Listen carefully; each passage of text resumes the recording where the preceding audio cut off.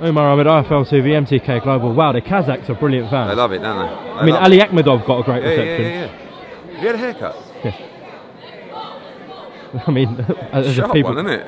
It's ballsy, because to request that in an unknown barber's, you've got to be pretty confident. I did like do a Google review of it. Did you? A Google review, yeah. Yes. Did you just type in Rascal Barnets and that just come up at the top? What do you type in? receding tubby comb-overs.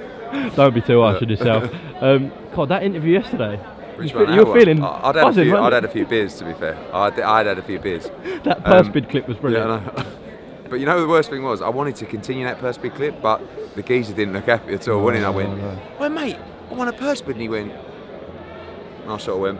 I was thinking that could have gone even more south. Could have gone bad, couldn't it? Yeah, no, I had we had that Demetrius Andre media dinner, and I probably had, I don't know, 3 or 4 Coronas and a little couple of cheeky tequila grapefruits. It's my new drink at the moment. Tequila People grapefruit. could tell, yeah.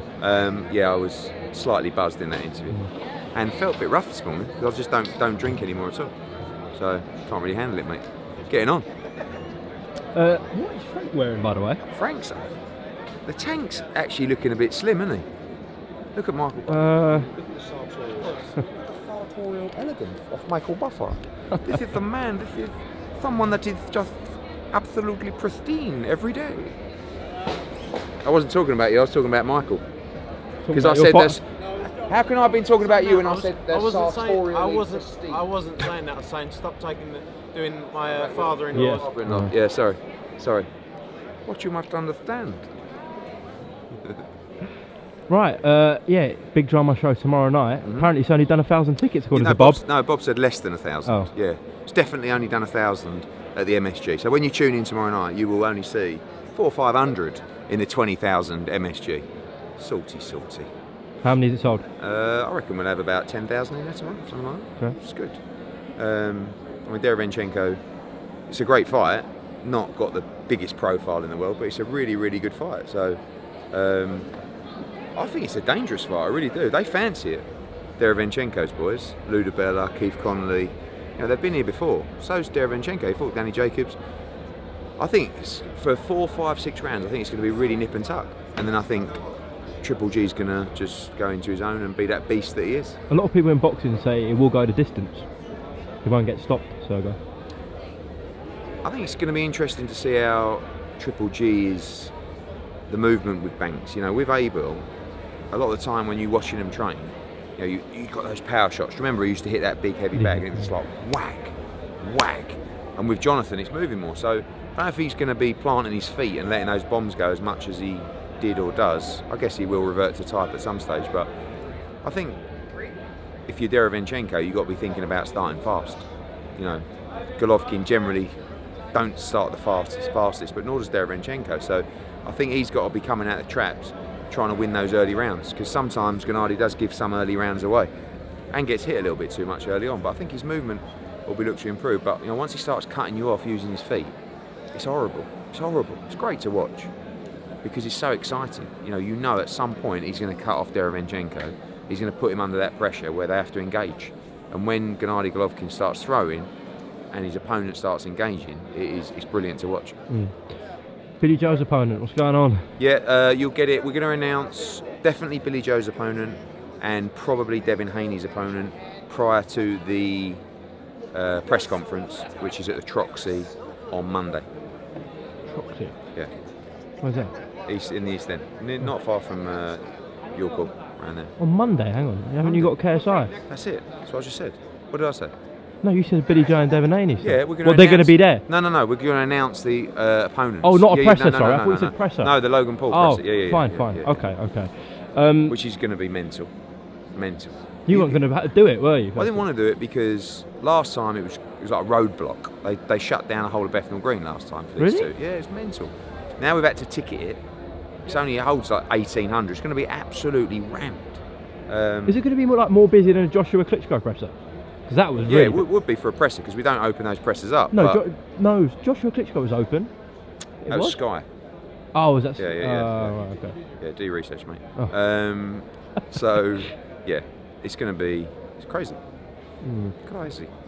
Do you think, how are the UK fans like take to all that trash talk, you know, what we saw in LA? Like you said, it's a that little bit audience, cringy, isn't it? it? Yeah, but for that audience, they love it. For boxing fans are not going to be tuning into that press again. This is brilliant. You know, yeah, but even UK fans of them, they like, love it, mate. It's mega. It's mega. It's mega. You got to think. Probably Sky Sports will be streaming that presser live as well. The Zone. I mean, well over 1 million people watching Monday's press conference live. You're going to try and get them on your podcast? Podcast is out of series. We're done. What? Yeah. You packed it in? 8 shows. You got enough light there? Yeah, you're right. Sure. Yeah. No, I haven't packed it in. We've just done series 1. You know. When you now we're looking at other opportunities. You know, maybe a little TV show. You've packed it in, haven't you? You've given up. Yeah, no, well, the podcast. Yeah. No, but it was a bit of a ball ache after a while. You know what? I started Coogan off, I said was you would buzzing. do No, that. but I was buzzing. I was like, oh, it's unbelievable. You know, Noel Gallagher, Wayne Rooney, and then these people are so busy, and I'm busy. Like, I'd go busy, but I would go, oh, does Tuesday work? No. What about Wednesday next week? And then before you do it, you've gone from doing 1 or 2 a week, releasing them, to 1 every 2 or 3 weeks. Yeah, mate. And could get him on in the new series. Could get him on. Oh, cool. Well, I wanted to do a boxing podcast, but they were like, Eddie, you know, you just appeal to everyone, and you're so popular and knowledgeable about everything. You should do one about life and business and, you know, general self-improvement, because in that respect, you're the top of the tree. You know? Don't lack confidence, do you? Bloody hell. What was your favourite one? By the way, Noel Gallagher, probably. Noel Gallagher. Yeah. He was brilliant because everyone, I think, when you sit down with someone for the first time, you know, you're a bit sort of standoffish. I mean, you've got to remember, these people are probably thinking, imagine a call from the agent. Yeah, hello mate, Eddie Hearn's doing a podcast. I'm going to get you on it. 1, who the fuck is Eddie Hearn? 2, what do I want to talk to him for? So someone like Noel Gallagher, I mean, Rooney I'll blag because he's a pal of mine. Who else? David Gandy was kind of set up for a friend. Stacey Dooley was set up by the BBC. And Noel Gallagher just came through. I don't know what. And when they told me Noel Gallagher, KSI was done obviously because we were talking about the fight. When we done Noel Gallagher, I was like, and he sat down. The first thing he said was, "Yeah, I mean," I said, "You know, the podcast's doing really well." He went, "I know." He said, "When the agent said you got to sit down with Eddie Hearn," I went, "What the fuck does he know about music?" And there you go. So he was great because he didn't care what he said. He was straight from the heart. Oh, you got Sadiq Khan as well, didn't you? Sadiq Khan, that was fascinating. Bit out of my depth, really, in that respect. Interesting that one, because when we was at the airport, when we landed Tuesday, you told me an interesting story, you know, about kids and growing up in London. So that story, which I think is important to tell, go on. is I was on the train, the tube, from Hammersmith to Liverpool Street the other week. I was actually with Frank the Tank. And we walked past probably 8 kids, and I reckon they were about between the ages of 13 and 15. And one of them's looked at me, and obviously he sort of thought, know that geezer. Is that James Bond? No, it's that fat boxing geezer. No, seriously, he looked at me and he was like, they started whispering. You're Frank? Yeah, they started whispering. And walked off, and someone shouted something out, and we went down the train, sat down, looked round, anyway, they all come down the train, right, about 8 of them. And I'm thinking, wouldn't it be embarrassing if you got mugged by a couple of 14-year-olds? So anyway, one of them comes up to me, he says, is you a millionaire? I said, sorry? He went, is you a millionaire? I went, yeah, I'm actually, mate. And he went, you ain't a millionaire. I said, why? He went, because you's got an iPhone 6. I said, so if you got an iPhone 6, you can't be a millionaire? He said, no, if you was a millionaire, you would have an iPhone 10. I said, okay, nice one. He went, and what is that watch there? Is that the one you was wearing? Yeah. This is a gift of my good friend Anthony Joshua. And I said, it's Audemars Piguet. He went, if you was a millionaire, you would have an AP. I said, yeah, that's an AP, mate. Anyway, I just started talking to him. I said, where you boys been? Oh, we've been at the centre. I said, what's the centre? They said, oh, it's where you go when you get kicked out of school. So I said to him, so what happened? He said, well, I got expelled from 3 schools, another kid. I got 2 schools, I got 4 schools. I said, and what did you do at this place? Nothing. He said, they put us in a room, and like every hour or so they'll walk past, they'll give us some work to do. They'll walk past and check we're doing work, but like we don't even bother doing work. We just sit there and like we just mess about. And I said, do you think you're going to achieve anything doing that? He was like, what do you mean? I said, well, shouldn't you actually do some work, try and get some knowledge and try and better yourself, and maybe get a career. He said, do you think people give a fuck about us? And I said, well, it's up to you, isn't it? He said, no. He said, we ain't got no choice. He said, what chances have we got? People have given up on us. And I was just talking to him thinking, wow, you have no chance, do you? I mean, one, your attitude's all wrong, but two, you've got no one to inspire you. You've got no one to teach you. You've got no role models. You've got, obviously you haven't got the parents who are trying to give you that knowledge and that drive. And what are your options in life? You imagine being in that position. It's impossible to get motivated. What can you turn around and say, oh, yeah, well, what I'm going to do is I'm going to work really hard in this, whatever they call it, detention centre, and then I'm going to go and get a job as a trader in the city. I mean, it ain't going to happen, is it? Let's be honest. You're going to come out there, and any employee that looks at you is going to see you've been expelled 3 times from school, you went to a youth detention centre. How on earth can you make it something of yourself? And I just found it fascinating to talk to this kid, and it was like, he resented everything, society, and it was like, basically the only thing I can do is sell drugs or run in a gang. Like, that's my only chance to make money. And you start thinking, I don't blame you.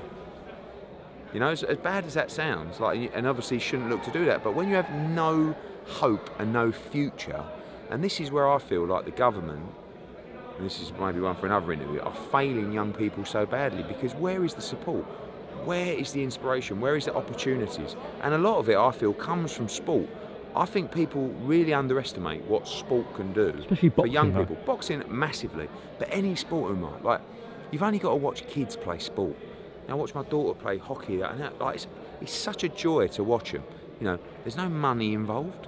There's no one trying to, screw anyone or get an edge, or there's no business. It's just the love of the sport and running free and competing against someone else.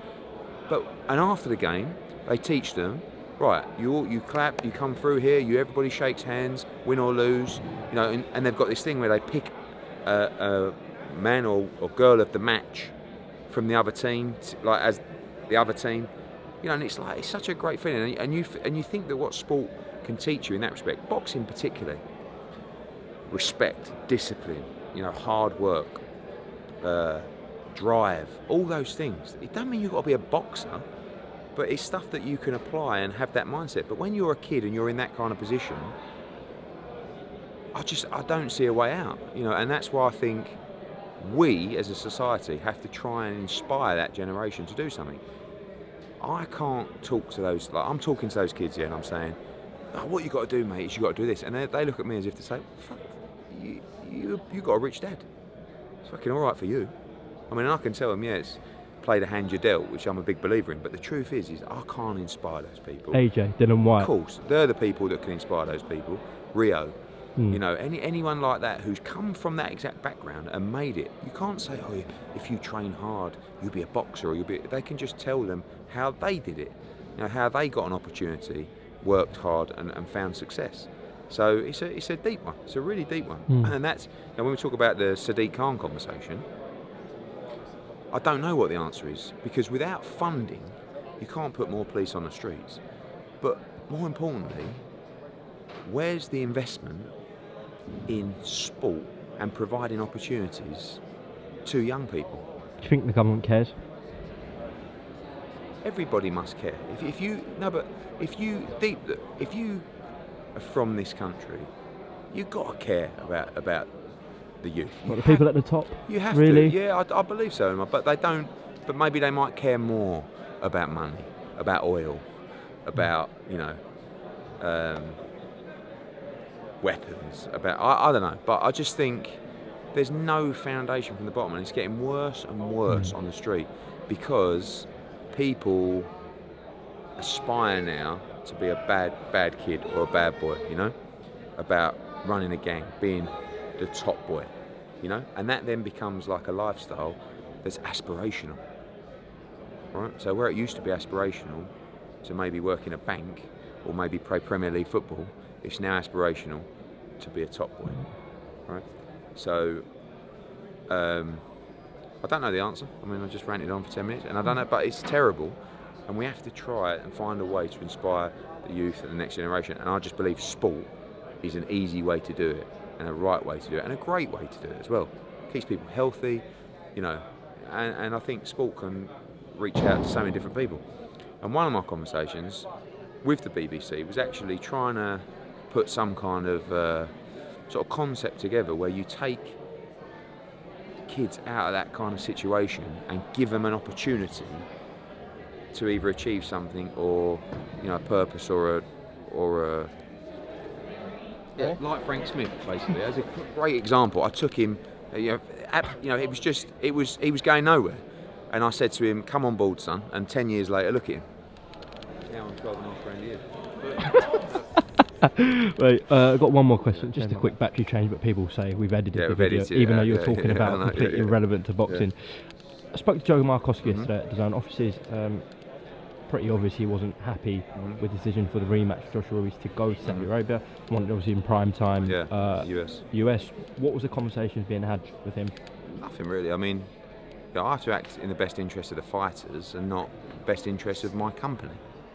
You know, and that's what a lot of promoters actually do. So they let fighters not take opportunities because it doesn't benefit them. It would have been much better for my business and my relationship with DAZN if I would have had the Joshua Ruiz rematch at Madison Square Garden. Prime time in the US would have drove a huge amount of subscribers. I still believe it will drive huge subscribers anyway because everyone's going to watch his fight. But Joe, you know, he wanted the US. Obviously. Just like Adam wanted in the UK. Exactly. Yeah. Sky wanted us to do it in the UK. The time zones are a bit, you know, a bit different because obviously Sky then got an event that was on at 4 AM to now 9 PM in Saudi, so it was actually benefited them. So although they wanted it in the UK at 10 PM, okay, well, at least we got it at 9 PM. But with America, the difference is between, you know, 10 PM and 5 PM. So I think it's actually 3 PM from Saudi. So yeah, you know, they made a beeline for the event, and obviously it ended up on Saudi. Eddie, you know that issue with Iran and Saudi, that attack, whatever happened? Seems like the miles are going up every time you do another interview. No, it's 20,000 miles away now. The truth is what's the point in me and you talking about current affairs in Saudi Arabia? We ain't got a clue. We leave it to the experts, and you'll be there, my son, won't you? Of course I will, but I don't want drones flying over the arena. Where do you live? Where do I live? Wimbledon. Yeah, it's probably a lot safer than Wimbledon. Really? When you say Wimbledon, South Wimbledon. Is it? Merton Park, Malden.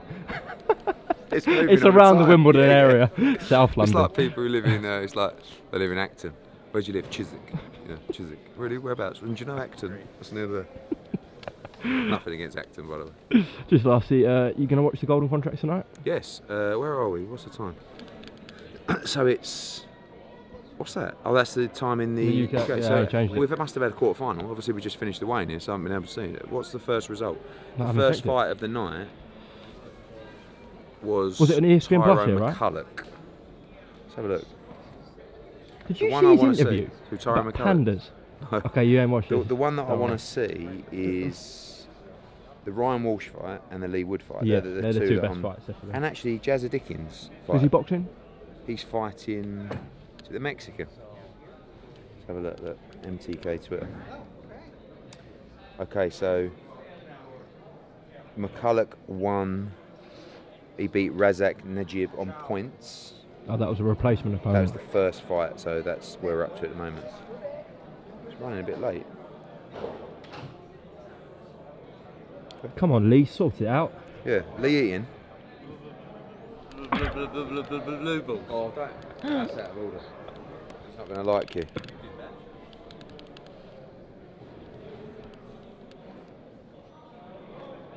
Yeah, sorry, good, yeah. All good, mate. All good. So what, is it on ESPN Plus, yeah? Yes, ESPN Plus and Sky Sports. Alright, cool. Cheers, Ed, thank you. All right, mate, thank you.